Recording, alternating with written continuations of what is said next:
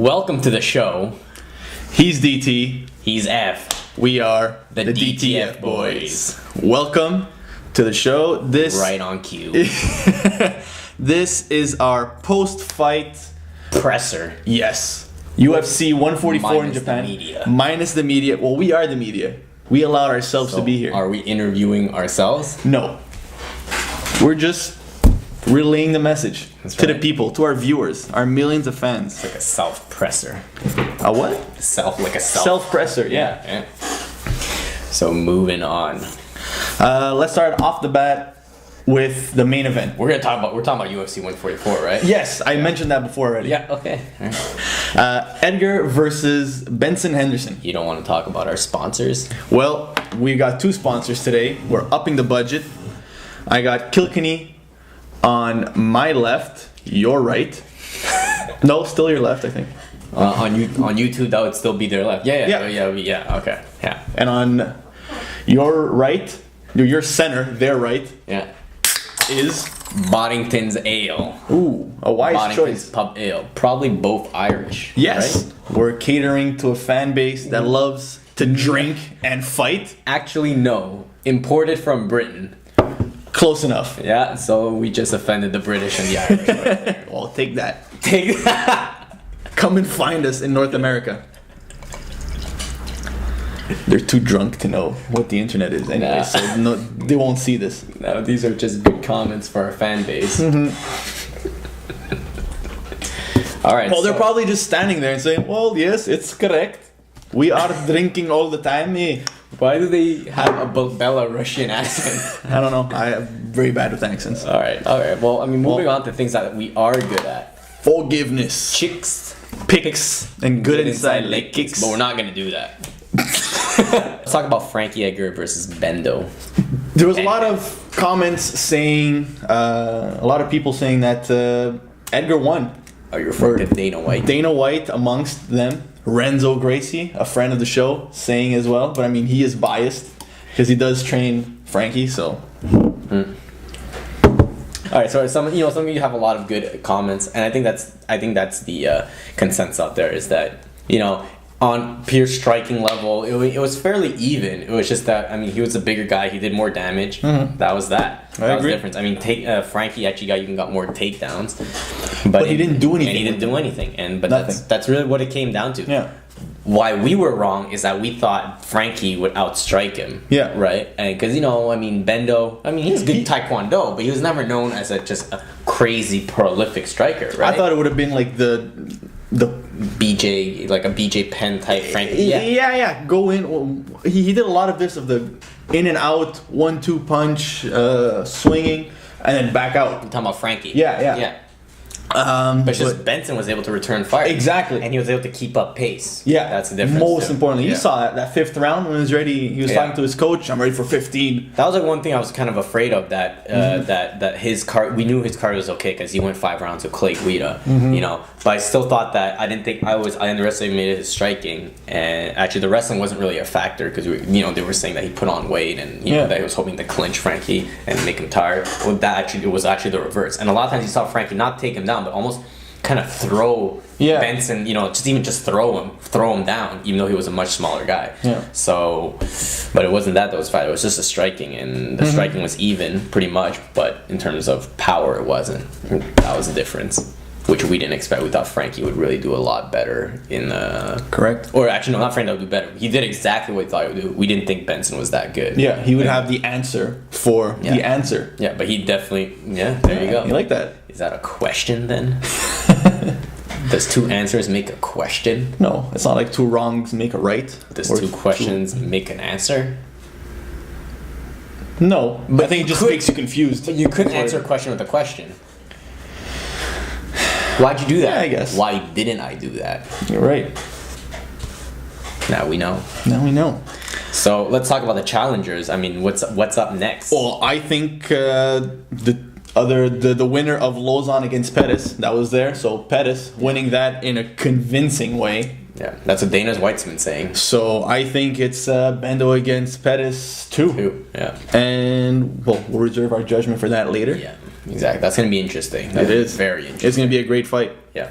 Let's move on to the second main event, the co-main event. We'll call it that. Dark horse pick, baby. Yep. Didn't quite get the split decision, but Nope. you know. What was it? Was it 29-28 or was it 30? I It was, like it was couple- 30-27. on all. No, I think Yeah, on all three. counts? On all three. I gave it 29-28. Yeah, I gave it 29-28 too. For Ryan the Master Bader. Yeah. Against Quinton Rampage. And he said he was just pumped up for it. You know, he was saying he was all, you know, for his Japanese fans. He really bush leagued it. Yep. Coming in, what? But he was 4 injured. pounds? 5 pounds overweight? 6 pounds overweight. Yeah. You know, 211. But it was kind of saying Rampage as it's not a great training camp, even though he says he's super motivated. You know, it's not a great training camp. Yeah. With one trick pony as Michael DeSanto from Bush League. You know, well, UFC's not Bush League, but he's a Bush League UFC writer. He says that he's a one-trick pony, and kind of is, right? You're right. Well, He was a two-trick pony down there with the body slam, but other than that... which was very nice, very, pride-like. Yeah. He had a good little series right before the slam too. A punch to the... A good hook to the midsection, some... good hooks, some left, rights. He was swarming him, pushed him against the cage, had him pinned. I thought something was going to happen there, but Bader covered up well, regained consciousness, and did what he had to do, which was to take down Rampage. And grind it out. Yeah, grind it out. That's how I was He didn't do expecting. too much on the ground. He had some good ground and pound at one point. He had good position on a couple occasions. So, I mean, that's what I was expecting, you know. A Bush League training camp by Rampage, Bush League strategy by Rampage, and the sound and the time-tested, effective point-winning strategy by Bader, right? Yeah. Wrestling, right? Laying and praying, right? Well, it wasn't much praying in there. Yeah, there wasn't as much praying, but, you know, laying and laying. Yeah, it could have been more... Laying and staying. Yeah. Laying and working, maybe? Yeah. Well, that's the everyone Laying think. and partially working. Yeah, you could say that about John Fitch. He works. Right. John Fitch is just a rat. Good thing he got knocked out before. So we don't have to talk about him ever again.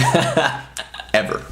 Moving on. Akiyama banana milkshake against Shields. Which, I mean, no one answered in our Twitter question of the week. Do you like banana milkshakes? That wasn't the Twitter end. That wasn't. No, the it Twitter wasn't. End. It wasn't. Like banana colada. Banana coladas or pina coladas. And no one answered. Yeah. I don't know why. It's as if no one listens to these podcasts. But we know some of you do. Yeah. Hey, Pauline. Hi, Dan. Hi, Dannekins. Hi, Dannykins. Show more rabbits, please. We got some Bobby for you. Later on. So Akiyama against K1 Shields. Well, basically nothing happened. Yeah. Basically. Status quo throughout the fight. It didn't quite go as we thought it. We thought that Aki would land some good striking in the first round, that's the first half, and then get taken down and exhausted by Jake. He didn't get exhausted. He didn't really do any significant strikes except for a couple of power shots. And it was K1 Shields that outworked him on strikes. Obviously, since it's K1 Shields, he did a lot of inside or outside, soft outside leg kicks. Which I think put it over my over-under. The 10 Bush League shots that he would do. Oh, come on. Every shot, every strike was one of So why did you choose under? Anyways, a question for the ages. But yes, basically that's what happened. I mean, it kind of didn't go according to plan. Aki never gassed. Yeah. And Jake wasn't really able to take him down except for the second round, for the third round, the end of the third round. And, you know, I mean, people are saying, oh, Aki got robbed. Not really. I mean, you could argue that Aki won the first round based that he had a couple more power shots, like that uppercut. But the third round, Jake won. The second round, I think he just outstruck Aki with a couple of, with a few outside leg kicks and a few jabs here and there. It was really not, I mean, I don't think it was a good bonus for anyone. I think they both look really bad, just in general. I liked some of the things that Akiyama brought. The judo throws, I liked those a lot. I didn't like that he didn't do anything about it. Yeah.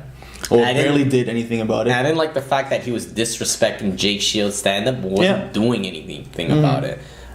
He was looking for more of a firefight, because a lot of times he would get hit in the face and then not really return fire, right?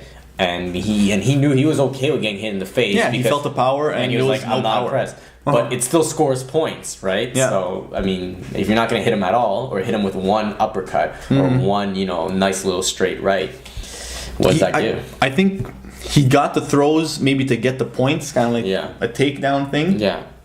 But he didn't want to stay on the ground against Shields. Yeah, exactly. Right? Afraid to get caught. Yeah. Bad decision. Yeah. What happens to Akiyama now? Does he get cut, you think? I don't think it's good. I think Dana White says it's his little Arturo Gatti. So. They keep him. So they want to see how... They probably want... And he looked pretty good for 170. He didn't gas. Exactly. I think that was the main question behind it. Yeah. So if he would gas or not. I think they're probably going to keep on one. They want to see how he evolves on 170. I think they're giving him 2 more shots. Not just one, but even 2 more shots. Okay. And if he loses both of them, then I think he's going to get cut. But he's just... and I think his judo throws are just like so different that people appreciate it. Yeah. And that's why... And he has a good chin, so that's why, Jake Shields, on the other hand, well, more of the same from Jake Shields. Yep. Nothing more, nothing less. That's just Jake Shields. Yeah. Moving on to one of the most exciting fights of the night. Arguably. Mark Hunt. The Super Samoan. We finally got it right. He is Samoan. Not Tongan. Not Tanzanian. Not Australian, not a New Zealander. He's Samoan. There you go.